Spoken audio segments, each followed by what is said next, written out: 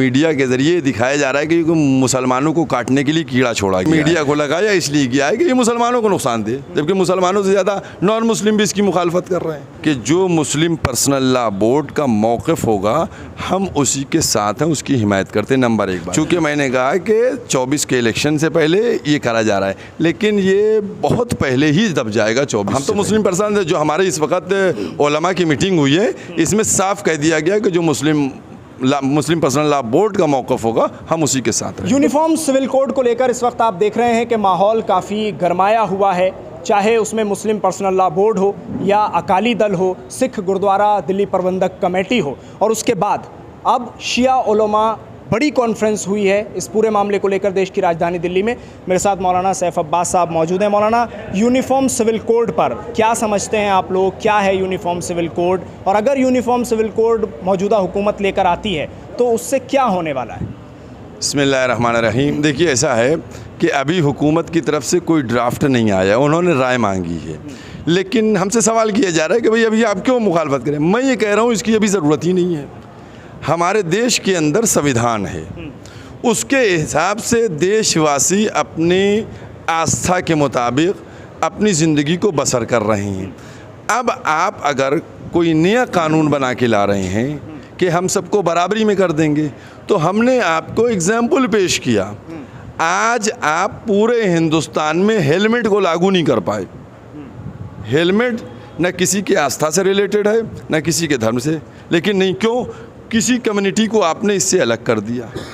तो मैं ये कहना चाहता हूँ कि जब कोई चीज़ सब पर लागू नहीं हो सकती है, और हमारा संविधान जो बाबा साहब का बनाया हुआ है बहुत मजबूत है, जिसमें आर्टिकल 25 to 30, 25 to 30 ये पूरा इसमें लिखा हुआ है कि कैसे एक नागरिक को अपनी ज़िंदगी बसर करना है, तो अब उसके बाद किसी भी यूसीसी की ज़रूरत नहीं है। आप मानते हैं कि यूनिफॉर्म सिविल कोड बिल्कुल गैर ज़रूरी है? बिल्कुल। इससे मेरे मुस्लिम को नहीं परेशानी होगी, इससे शियों को परेशानी नहीं होगी, इससे देशवासियों को परेशानी होगी, हर कौम का व्यक्ति। अभी आपने जैसे कहा कि अकाली दल हो या गुरुद्वारा प्रबंधक कमेटी हो या और नागालैंड की हुकूमत हो या दूसरी और हुकूमत हो, उन्होंने मना कर दिया, तो इससे कोई। गुरुद्वारा प्रबंधक कमेटी ने कहा कि अगर हमारी पगड़ी और हमारे किरपान को लेकर कोई सवाल उठता है यूनिफॉर्म सिविल कोड में, तो हम इसको एक्सेप्ट नहीं करेंगे, हुकूमत से बात करेंगे। अकाली दल ने इस पर खुलकर इनकार कर दिया है कि हम नहीं मानेंगे। मुस्लिम पर्सनल लॉ बोर्ड कह चुका है कि नहीं मानेंगे। हाँ, तो हम तो मुस्लिम पर्सन जो हमारे इस वक्त उलमा की मीटिंग हुई है, इसमें साफ कह दिया गया कि जो मुस्लिम पर्सनल लॉ बोर्ड का मौक़िफ़ होगा हम उसी के साथ रहेंगे। तो मुस्लिम पर्सनल लॉ बोर्ड ने तो एक ड्राफ्ट तैयार किया और हुकूमत को जवाब भेजा है, लॉ कमीशन को, उसमें बहुत सारे पॉइंट्स हैं। आपकी तरफ से जो शिया आज जमा हुए हैं, बड़े उलमा सारे बैठे हैं एक साथ, उनकी तरफ से क्या ड्राफ्ट तैयार करके भेजा जाएगा हुकूमत को, क्या जवाब है? नहीं, हमारी तरफ से कोई ड्राफ्ट नहीं होगा।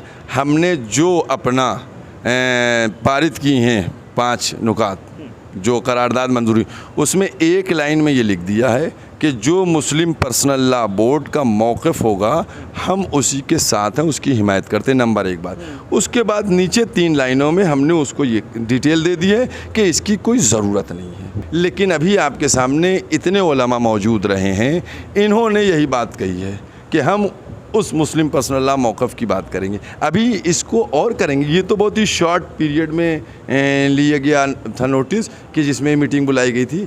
अभी इसको हम और विस्तार देंगे, जो हिंदी का लफ्ज़ है, इसको और बढ़ाएंगे। अब चूँकि मुहर्रम शुरू हो रहा है, लिहाजा मुहर्रम के बाद, सफ़र के बाद, 2.5 महीने बाद, अज़ादारी के बाद हम एक और बहुत बड़ा प्रोग्राम करेंगे, बहुत उलमा आएंगे। अभी तो हमारे उलमा आ नहीं पाए, चूँकि जो यात्रा चल रही थी उसकी वजह से कुछ इधर जो मीडिया में ख़बरें चली गई कि पानी दिल्ली में भरा है और दिल्ली समझ लीजिए डूबी जा रही है, तो इस वजह से हमारे सैकड़ों उलमा आए नहीं हैं। उसके बाद हमारी इतनी बड़ी तादाद यहाँ मौजूद थी। अब यहाँ से जो इतने उलमा जमा हुए, उसके बाद आप लोगों का क्या स्टेप है? क्या हुकूमत के जो ज़िम्मेदारान हैं उनसे आप मुलाकात करेंगे, कोई डेलीगेशन जाएगा, कोई मेमोरेंडम आपने बनाया हो जो हुकूमत को दिया जाएगा इस मीटिंग के बाद? इसका हल क्या निकलेगा मीटिंग का? मैंने इस मीटिंग का जो हल है उसका मेमोरेंडम बन गया है। जो 5 करारदादें पास हुई थी उसका मेमोरेंडम बन गया है, वो प्राइम मिनिस्टर को आज ही ट्वीट कर दिया जाएगा। वो अभी सॉफ्ट कापी उसकी मौजूद है, अभी ट्वीट होगा, हार्ड कापी निकल के बाई पोस्ट भेज दी जाएगी। तो क्या करना चाहिए शियों को यूनिफॉर्म सिविल कोड पर, और मैं ये ना कहूँ शियों को, अगर मैं ये कहूँ कि मुसलमानों को यूनिफॉर्म सिविल कोड पर क्या करना चाहिए? देखिए ऐसा है कि किसी चीज़ की कोई ज़रूरत होती है तब बात की जाती है, जब किसी चीज़ की ज़रूरत नहीं है तो बात किस बात की हो रही है? प्रधानमंत्री तो खास तौर पर कह रहे हैं कि एक घर में एक कानून चाहिए, 2 कानून होंगे तो देश बर्बाद हो जाएगा। 75 साल में कितना देश बर्बाद हो गया? आज हम 5 ट्रिलियन इकोनॉमी के बनने की बात कर रहे हैं, तो क्या बर्बाद हो गया हमारा देश? हम आज दुनिया की किस नंबर की पोजीशन पर आ गया हैं? हम कितने हैं, हमारे पास न्यूक्लियर पावर बन गए हम, तो क्या हम बर्बाद हो गए? ये सब कौन सी बातें हैं? ये आप मीडिया के लोग हैं, खुद को है फिर ज़रूर। मैं यही तो मौलाना आपसे पूछना चाह रहा हूँ, आप यहाँ जमा हुए बैठे, आप समझते क्या हैं कि यूनिफॉर्म सिविल कोड का शगुफा क्यों छोड़ा गया? वो छोड़ा गया है, देखिए ऐसा है कि वो छोड़ के और मीडिया के ज़रिए दिखाया जा रहा है कि मुसलमानों को काटने के लिए कीड़ा छोड़ा गया है। चूँकि मैंने कहा कि 24 के इलेक्शन से पहले ये करा जा रहा है, लेकिन ये बहुत पहले ही दब जाएगा, 24 से पहले। चूँकि अब देश की जनता जो है वो किसी आस्था के मुद्दे के ऊपर वोट नहीं करने वाली है, अब वो अपने उन ज़रूरी मुद्दों के ऊपर वोट करने वाली है कि जो उसकी ज़िंदगी में ज़रूरी हैं। ये छोड़ा सिर्फ इसलिए गया है और मीडिया को लगाया इसलिए गया है कि ये मुसलमानों को नुकसान दे, जबकि मुसलमानों से ज़्यादा नॉन मुस्लिम भी इसकी मुखालफत कर रहे हैं। समझ रहे हैं आप? नॉन मुस्लिम इसकी मुखालफत कर रहे हैं, तो ये मुसलमानों की डराने के लिए छोड़ा गया है, पेश किया जा रहा है मुसलमानों ने। लेकिन नहीं, ऐसा नहीं है। अब कोई आस्था से रिलेटेड मुद्दा नहीं चलेगा इलेक्शन में। इलेक्शन में अब मुद्दा चलेगा जो इंसान को अपनी ज़रूरत की है। उसको तेल सस्ता चाहिए है, उसको अनाज सस्ता चाहिए है, उसको रोज़गार चाहिए है, उसको छत चाहिए है, उसको कारोबार चाहिए।